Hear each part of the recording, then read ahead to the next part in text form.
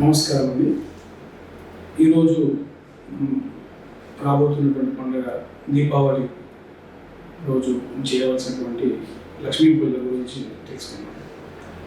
లక్ష్మీ పూజలు అనగానే అందరికీ మనసులో ఉండేటువంటి విషయం ఏంటి అంటే లక్ష్మి అంటే ధనలక్ష్మి మాత్రమే. మనం ప్రస్తుత రోజుల్లో అందరూ ప్రతి ఒక్కరూ ధనాన్ని మాత్రమే లక్ష్మిగా భావించేటువంటి రోజులు. అయితే చాలామంది అడిగే ప్రశ్నలు ఏంటి అని అంటే, మరి ఈ దీపావళి రోజు ఈ రాశి వారికి ఎలా ఉంటుంది, మేష రాశి వారికి ఎలా ఉంటుంది, వృషభ రాశి వారికి ఎలా ఉంటుంది, కన్యా రాశి వారికి ఎలా ఉంటుంది, ఈ రకమైనటువంటి రాశి పరంగా మాకేమైనా మార్పులు ఏమైనా ఉన్నాయా అనేటువంటి సందేహం ప్రతి ఒక్కరికి తెలుసుకోవాలన్నటువంటి ఉత్సుకత ఉంటుంది. అయితే ముఖ్యంగా నేను చెప్పవలసినటువంటి విషయం ఏంటి అని అంటే, రాశిని బట్టి మనకు ఏదో ఈ పండుగ రోజు ఈ లక్ష్మీ పూజ చేస్తే మనకి ఏదో మారిపోతుంది, జీవితం అంతా కొత్తదనం ఏదో వచ్చేస్తుంది అంటే ఇది పూర్తిగా అబద్ధము, మిమ్మల్ని మోసం చేయడము అని నేను స్పష్టంగా చెప్పగలను.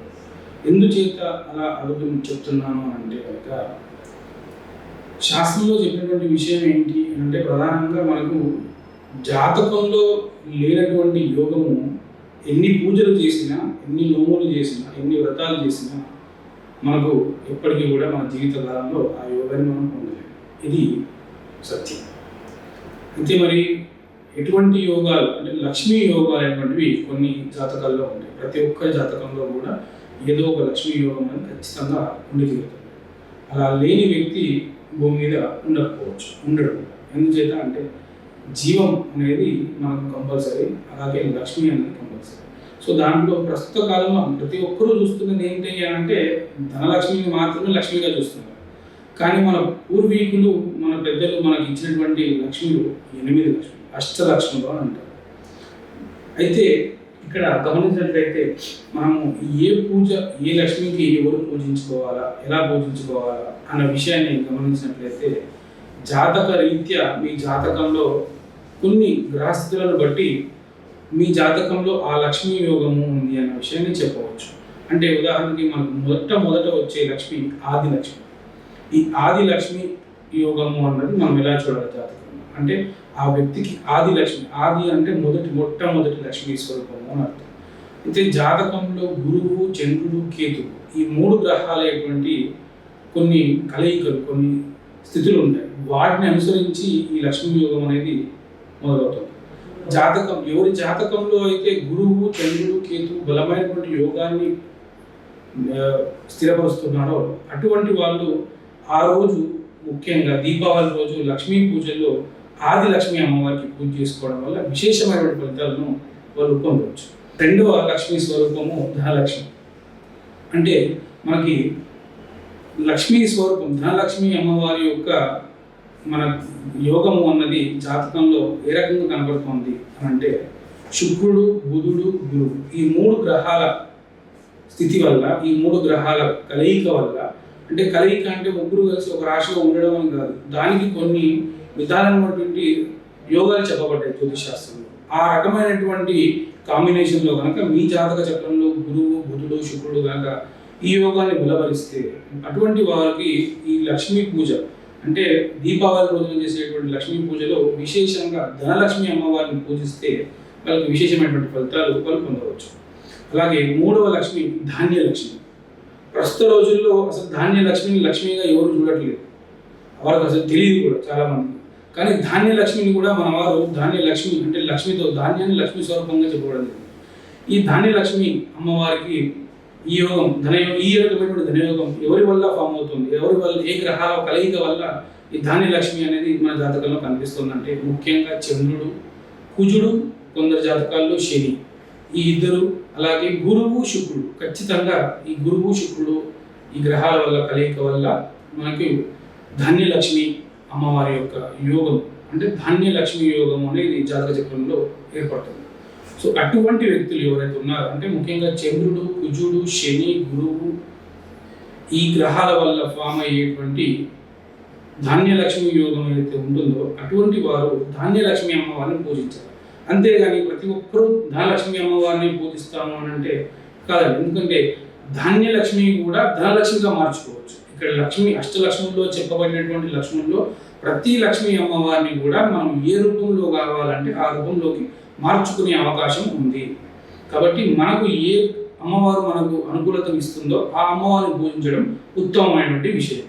తదుపరి మనకు చూసుకున్నట్లయితే గజలక్ష్మి అమ్మవారు. ఈ అమ్మవారు ముఖ్యంగా దేనికి ప్రతీకాయ అంటే, అమ్మవారిని మీరు ఫోటో చూసి ఉండరు, అమ్మవారు మధ్యలో కూర్చుంటే అటు పక్కన ఇటు పక్కన మనకు 2 ఏనుగు తొండాలు లేవి ఉంటాయి. అక్కడ ఏనుగు అంటే శాస్త్రంలో ఏంటి అని అర్థం అంటే అది పేరు, అధికారం, పవర్, అత్యున్నత స్థాయికి గజము అన్నది మనకు ఒక గుర్తు అనమాట, సింబల్ అనమాట. సో గజలక్ష్మి అమ్మవారిని ఎవరు పూజించాలి? ఇక్కడ ఎప్పుడైతే పేరు ప్రతిష్టలు అన్న పదం వస్తుందో అక్కడ మనకు ముఖ్యంగా వచ్చేవారు ఎవరు అంటే రవి.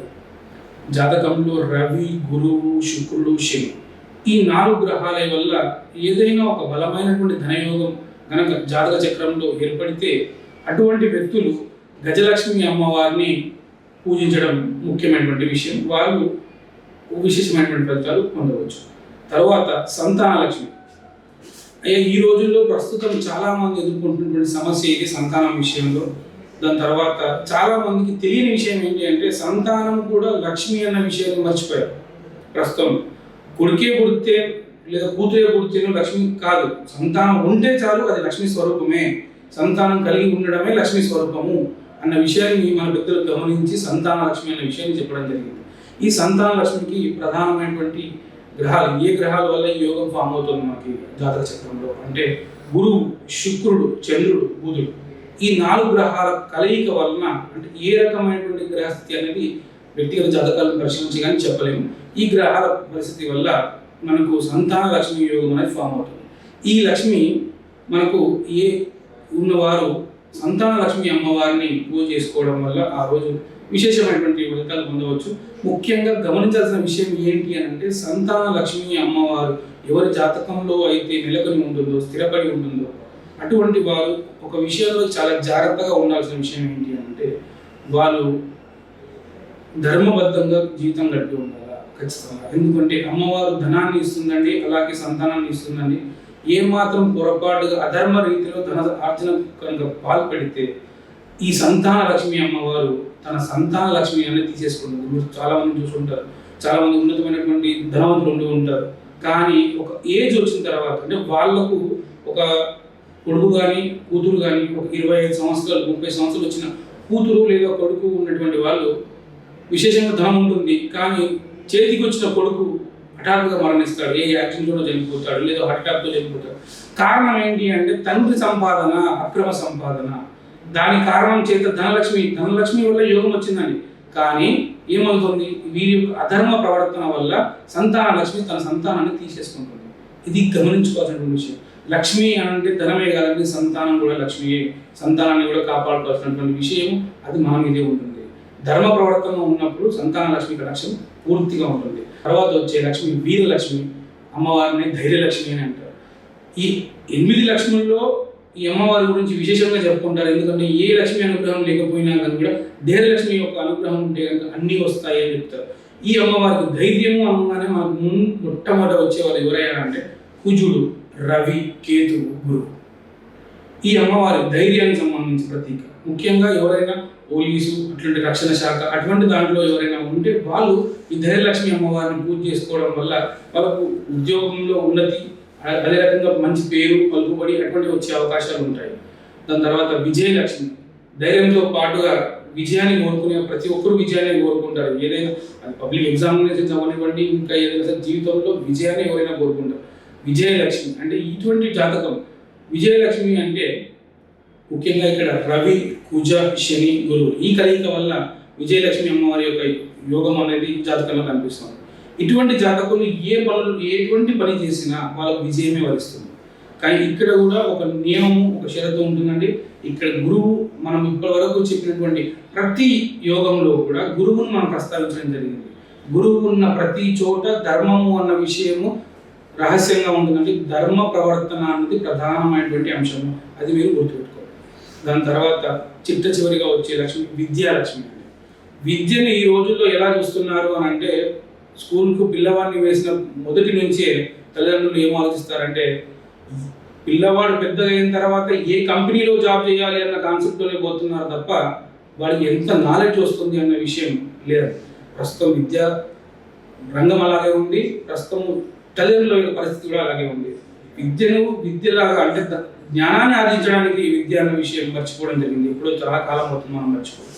సో ఇక్కడ విద్య కూడా లక్ష్మీ స్వరూపంగా మనం వాళ్ళు చెప్పడం జరిగింది.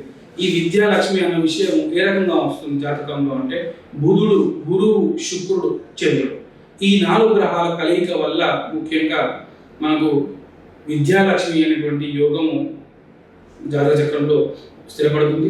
ఈ విద్యాలక్ష్మి ఉన్నవాళ్ళు విద్యాలక్ష్మిని ఆరాధన చేసుకోవచ్చు, అదే రకంగా సరస్వతి మాత ఆరాధన చేసుకోవచ్చు.